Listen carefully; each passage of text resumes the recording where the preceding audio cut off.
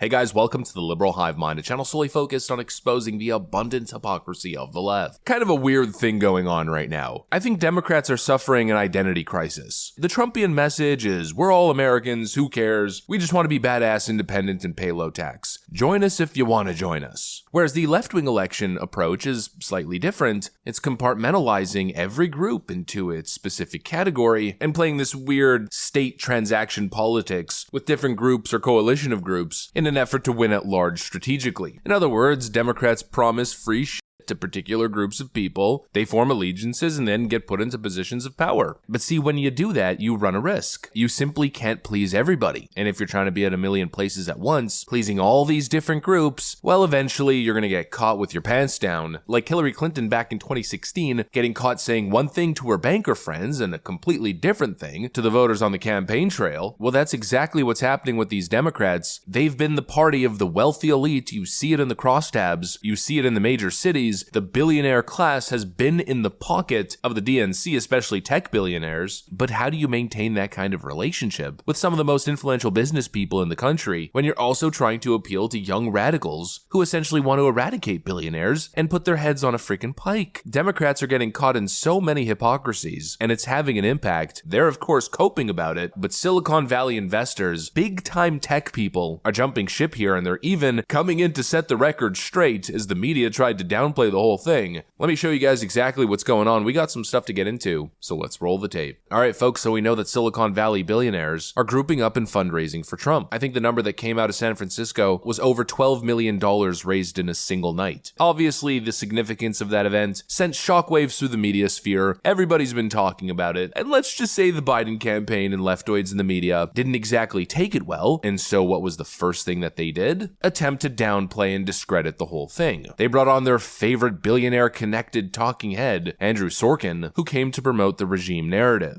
I will say I was surprised. I spoke to a number of CEOs who I would say walked into the meeting being Trump supporter-ish or thinking that they might be leaning that direction, who said that he was remarkably meandering, could not keep a straight thought, was all over the map, and that they, which may be not surprising, but was interesting to me because these were people who I think might have been actually predisposed to him and actually walked out of the room less predisposed to him, actually predisposed to thinking this is not necessarily, as one person said, this may not be any different or better than a Biden thought if you're thinking that way. He claims that the big takeaway is that these billionaires were completely uninterested with Donald Trump. And in fact, not only that, but they're now even questioning Donald Trump's cognitive capabilities. I'm sorry, I'm just gonna say it, but this guy's a regime talking head. He's simply saying the thing. Joe Biden's not the one who's incompetent with a melting brain. No, it's Donald Trump, and even the billionaires are saying it. Instantly, the propaganda hits. But thankfully enough, actual Silicon Valley billionaire, Chamath Palihapitiya, you know, one of the guys who set up the whole fundraiser, well, he essentially came out publicly and said that the media is lying. I'll give you two observations. The first is that I think that there is a huge gap between how the media tries to portray Donald Trump and what he's like when you meet him in person. And that gap is really wide.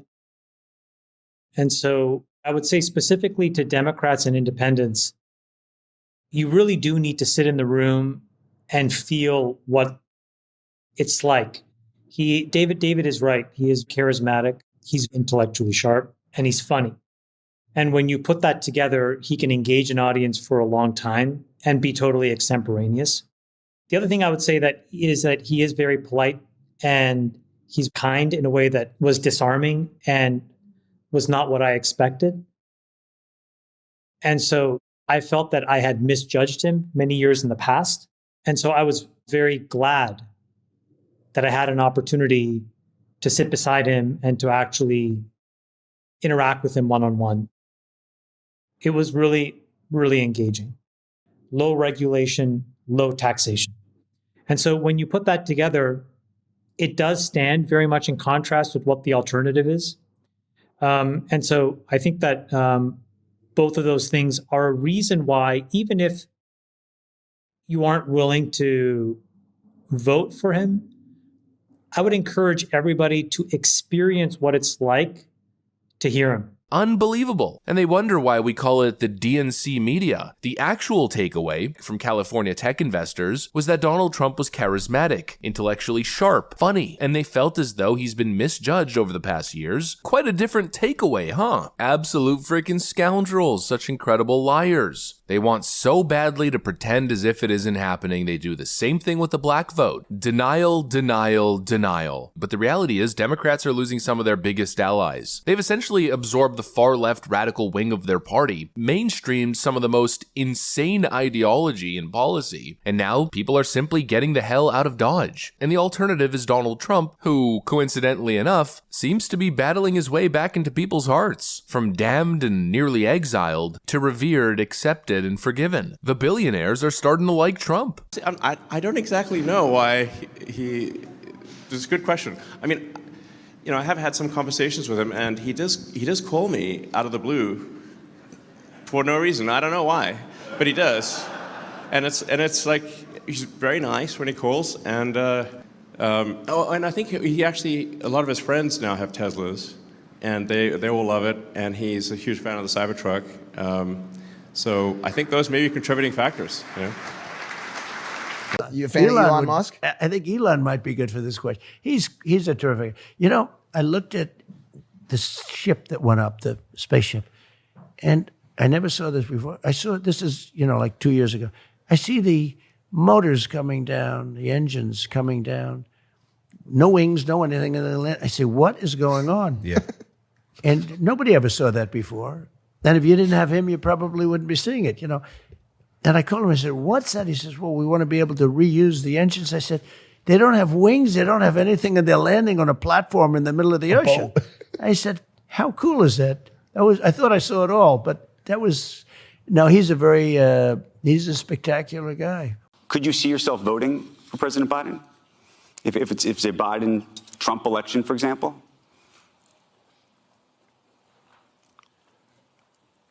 I think I would not vote for Biden. You know, again, what comes to mind, Democrats shot themselves in the foot. Elon Musk should have been their best friend. He was a Democrat, a capitalist Democrat, using free market and technology to help ameliorate our world. He should have been their friend. But instead, the woke took control. They call him apartheid Elon. They say he's a racist. They defame him, a right-wing extremist, yada yada. They've simply pushed him away, and people are landing in Donald Trump's arms. And obviously that's happening because if it wasn't, well, the media wouldn't have to lie. If the media is lying about something, it's because obviously they have something to hide. Anyways, that's pretty much what I got for you guys. If you enjoyed the video, make sure to leave a like and possibly subscribe. Thanks for watching, and I'll see you on the next one.